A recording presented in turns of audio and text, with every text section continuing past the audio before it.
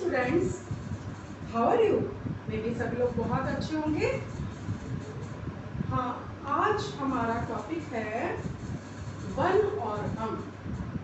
सभी बच्चे जानते हैं कि वन हमारे जीवन में कितने आवश्यक होते हैं। अगर पेड़ ना होते तो हमारा जीवन ना होगा, क्योंकि पेड़ ही हमें ऑक्सीजन देते हैं और पेड़ों से हमारा जीवन जुड़ा हुआ है। हमें इसीलिए अपने आसपास वृक्ष लगाने चाहिए, पेड़ लगाने चाहिए, और पेड़ों से ही हमारा जीवन संभव है। अगर पेड़ नहीं होंगे तो हम स्वस्थ नहीं रहेंगे। तो आज हम जानेंगे वन और हम। इसके कवि कौन है? कवि प्रीत। प्रीत जी ने ये कविता लिखी है। तो आज हम इसके बारे में जानेंगे। क्या है? यदि न होंगे पेड़ तो बोलो, अगर हमारे आसपास पेड़ नहीं होंगे तो क्या होगा? कैसा हमारा जीवन होगा? किस तरीके से प्रॉब्लम्स आएंगी हमारी लाइफ में, समस्याएं आएंगी? जीवन अपना कैसा होगा? अगर पेड़ नहीं होंगे तो जीवन कैसे होगा? किस तरीके से हम जिएंगे? कौन कौन सी समस्याएं आएंगी? कहाँ मिलेंगे पक्षी हमको? अगर हम जाने कि पक्षी कहाँ रहते हैं? पेड़ों पर रहते हैं। अब पेड़ ही नहीं होंगे तो पक्षी कहाँ रहेंगे? पक्षियों में क्या होगा? उनके रहने का स्थान खत्म हो जाएगा। अब जैसे देखो, हम लोग कहाँ रहते हैं? अपने घर में रहते हैं, हमें भी रहने के लिए घर चाहिए। उसी तरीके से पक्षियों के रहने के लिए भी उनको वृक्षों की आवश्यकता होती है। कहाँ मिलेंगे पक्षी हमको? अगर पेड़ नहीं होंगे तो पक्षी नहीं मिलेंगे। कहाँ मिलेंगे? मीठे फल। फल तो सबको बहुत पसंद होते हैं, और फल जो है सेहत भी बढ़ाते हैं, हमारी सेहत को अच्छा रखते हैं। इसलिए हमें फल खाने चाहिए, और फलों का होना तभी संभव है जब पेड़ होंगे। सभी को पता है कि जितने भी फल होते हैं वो सब पेड़ों पर लगते हैं। कहाँ मिलेंगे? मीठे फल। मीठे मीठे फल नहीं मिल पाएंगे अगर वृक्ष नहीं होंगे तो। यदि न इसकी रक्षा की तो हो जाएंगे सब उपवन। अगर हमने पेड़ों की रक्षा नहीं की, उनकी देखभाल नहीं की, रक्षा मीन्स सुरक्षा, सेफ्टी, अगर हमने उनकी सुरक्षा नहीं की तो क्या होगा कि सारे बाग बगीचे, सारे पेड़ सब खत्म हो जाएंगे, सब नष्ट हो जाएंगे, सब खो जाएंगे, और फिर हम लोगों को बहुत सारी मुश्किलों का सामना करना होगा। सोचो सोचो, तुम भी सोचो, तुम काट रहे हो आज बेधड़क ये वन। आज देखो चारों तरफ पेड़ों को काटा जा रहा है, और चारों तरफ बिल्डिंगें बन गई हैं, इमारतें बन गई हैं, मॉल, होटल्स, बहुत बड़ी बड़ी बिल्डिंग्स बन चुकी हैं, जिनको फ्लैट्स भी कहते हैं। तो चारों तरफ आज क्या है? पेड़ खत्म हो चुके हैं, पेड़ कट रहे हैं। सोचो सोचो, तुम भी सोचो, आप भी सोचो, हम भी सोचे। तुम काट रहे हो आज बेधड़क। बेधड़क माने बेहिचक, बिना किसी सोचे समझे के पेड़ों को सब काटते जा रहे हैं। तो हमें पेड़ों को नहीं काटना चाहिए। अगर वन है तो हम हैं, वनों से ही हमारा जीवन जुड़ा हुआ है। Understand everybody? मे भी सभी बच्चों को समझ में आया होगा कि वन है तभी हम हैं। कि आगे हम अब जानेंगे कि अगर वन नहीं होंगे तो क्या होगा, किन किन समस्याओं का सामना करना होगा, क्या क्या हो सकता है।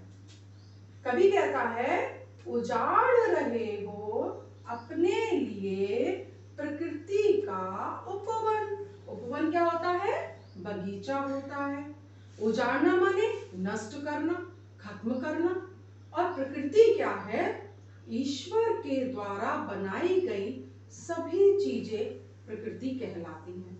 जैसे कि हमने पहले भी समझा होगा और भी चैप्टर्स में पढ़ा है, प्रकृति क्या है? जैसे पेड़, पौधे, नदियां, झरने, पहाड़, सूरज, चांद, तारे, ये सभी जो है प्रकृति कहलाते हैं।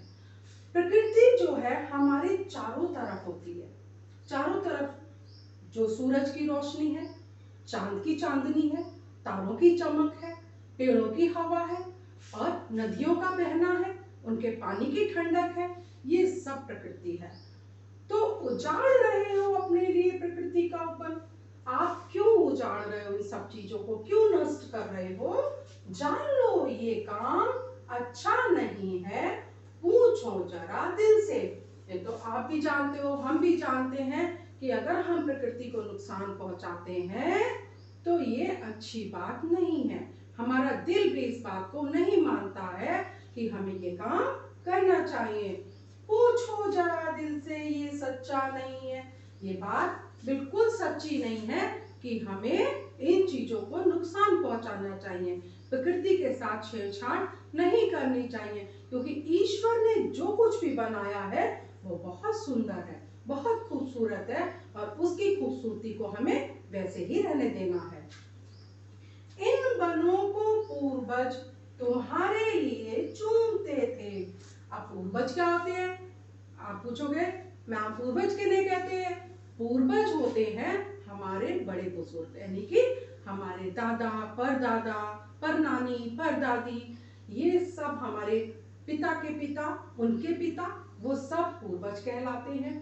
और हमारे पूर्वजों ने इन धरोहर को संभाल कर रखा है। पेड़ों को, नदियों को, सभी चीजों की देखभाल की है, उनको इतना प्यार किया। चूमना मीन्स प्यार करना। आपकी मम्मी जैसे आपको प्यार करती हैं, आपके पापा आपको प्यार करते हैं, वैसे ही हमारे पूर्वजों ने हमारी इस प्रकृति को प्यार किया है, उसे संभाल कर रखा है। भूल गए क्या राम सीता यहीं घूमते थे?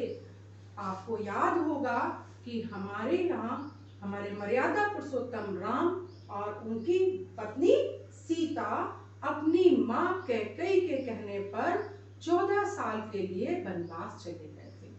और जब वो वनवास में गए तो उन्होंने वनों में ही अपना घर बनाया और वनों में ही उन्होंने घूम फिर कर अपना जीवन व्यतीत किया। वहाँ कंदमूल फल खाए, क्योंकि वहाँ खाने के लिए और कुछ नहीं होता था। तो वो लोग क्या करते थे, आसपास जो भी वृक्ष होते थे, उनके वृक्षों पे जो फल लगे होते थे, जो अन्न होता था, उससे वो अपना जीवन व्यतीत करते थे। अगर वन ना होते तो हमारे राम और सीता कहाँ रहते? सोचो, भूल गए क्या राम सीता यहीं घूमते थे? इन्हीं वनों में, इन्हीं जंगलों में हमारे राम सीता रहा करते थे और वो उन्होंने अपने जीवन के 14 वर्ष उन्हीं वनों में रहकर बिताए। यस स्टूडेंट्स, तो आगे कवि क्या कहता है कि वन और हम जो हैं दोनों कितने एक दूसरे के पूरक हैं, कि अगर वन नहीं है तो हमारा जीवन संभव नहीं है, हम जब हैं तो हमें वनों को लगाना ही होगा। इन वनों में रहा तुम्हारा आवास। आवास क्या होता है? घर, रहने का स्थान। पहले क्या होता था, चारों तरफ हरियाली होती थी, बाग बगीचे होते थे और हमारा घर भी उन पेड़ पौधे, उन बगीचों के बीच में होता था, जहां हम रहते थे, निवास करते थे। आज तुम ही कर रहे हो इनका नाश। तुम ही से मतलब है हम सब, हम मानव जो है, आज हम इन बाग बगीचों का, इन पेड़ों का नाश कर रहे हैं, माने इनको खत्म कर रहे हैं, इनको नष्ट कर रहे हैं। लेकिन हमें ऐसा नहीं करना चाहिए। इन वनों ने हमको भोजन दिया। अब देखो, अगर वन नहीं होते तो हमें खाना कहाँ से मिलता? सारे फल भी हमें वृक्षों से मिलते हैं, अन्न भी पेड़ों से मिलते हैं, खाने की सारी सामग्री, सब्जियां हैं, वो सब भी हमें पेड़ों से मिलती हैं। तो सब कुछ तो हमें वन देते हैं, पेड़ देते हैं, पौधे देते हैं। तो इन वनों की रक्षा करना हमारा कर्तव्य है। इनका नाश, इन वनों ने हमको भोजन दिया। इन्हीं वृक्षों से आज हम इनके दिए गए खाने के द्वारा या इनका दिया गया अन्न है, खाद्य सामग्री है, फल है, या फिर ड्राई फ्रूट्स हैं, इन सबके द्वारा ही हम आज जीवित हैं। अगर ये चीजें ना होती तो हमारा जीवन संभव नहीं है। इसलिए अधिक से अधिक पेड़ पौधे लगाओ। अब हम सबका कर्तव्य है, अधिक से अधिक माने ज्यादा से ज्यादा, कि हम सब जब लोग हैं, आप हो, हम हैं, या हमारे आसपास रहने वाले लोग हैं, हमारे रिश्तेदार हैं, हमारे पड़ोसी हैं, सभी का कर्तव्य है कि वो सब जो है ज्यादा से ज्यादा पौधों को लगाएं, ताकि हमारा जो वातावरण है वो शुद्ध रहे और बीमारियों से मुक्त रहे। आज आप सभी को पता है हर घर में कोरोना फैल चुका है, और ये कोरोना फैलने का एक सबसे बड़ा कारण ये भी है कि हमारे आसपास आज हरियाली कम हो चुकी है।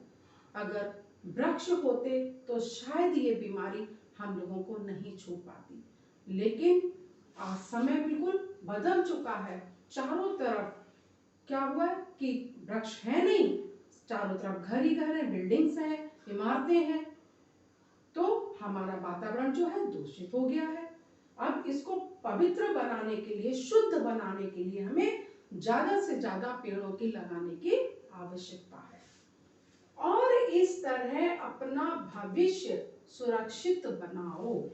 अगर भविष्य क्या है? आने वाला समय। अगर हम आज वृक्ष लगाते हैं, पौधा लगाते हैं, तो कल वो हमारी आने वाली पीढ़ी को क्या देगा? एक शुद्ध जीवन देगा, अच्छा जीवन देगा। वो सब जो है सेहतमंद रह पाएंगे। जो आज बीमारियां हम लोगों को घेर चुकी हैं, वो बीमारियां फिर नहीं होंगी। तो इसलिए क्या करना है? अधिक से अधिक वृक्ष लगाओ और इस तरह अपना भविष्य सुरक्षित बनाओ। वृक्ष को लगाएंगे तभी हमारा जीवन सुरक्षित बनेगा।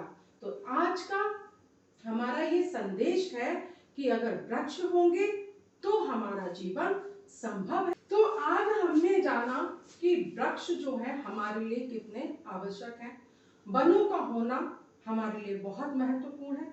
अगर हमारे आसपास वन होंगे तो हम लोग भी कैसे होंगे? स्वस्थ रहेंगे, हैप्पी रहेंगे, हरियाली होगी चारों तरफ। कौन होंगे? पशु पक्षी होंगे। सुबह जब हम उठेंगे तो उनकी चहचहाट की आवाज सुनाई देगी। पहले हम लोग अलार्म की आवाज से नहीं उठते थे, जब चिड़िया बोलती थी, जब कोयल कूकती थी, उनकी आवाज से सभी लोग जाग जाते थे। तो पेड़ों के होने का बहुत महत्व है। चलिए मैं कुछ क्वेश्चन पूछ लेती हूँ, आप सबसे आंसर देंगे। कवि ने कविता में तुम किसे कहा है? यहाँ पे तुम का तात्पर्य किससे है?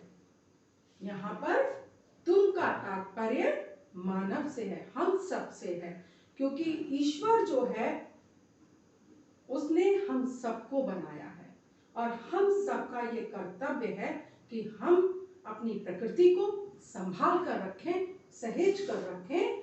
तो यहाँ पर कवि का जो कहना है तुम, वो तुम से मतलब है मनुष्य से, इंसान से।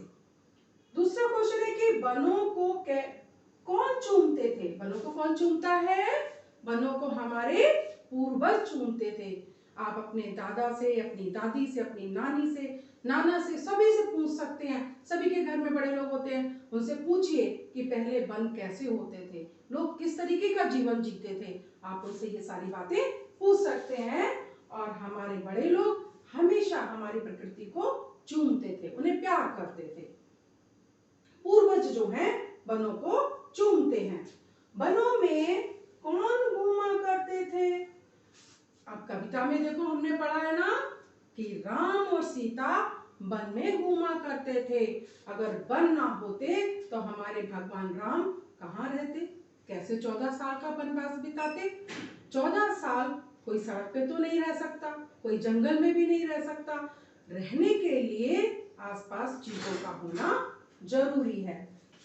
यस स्टूडेंट्स, तो आज हमने अपने वनों के बारे में जानकारी ली कि वनों का हमारे जीवन में होना कितना जरूरी है।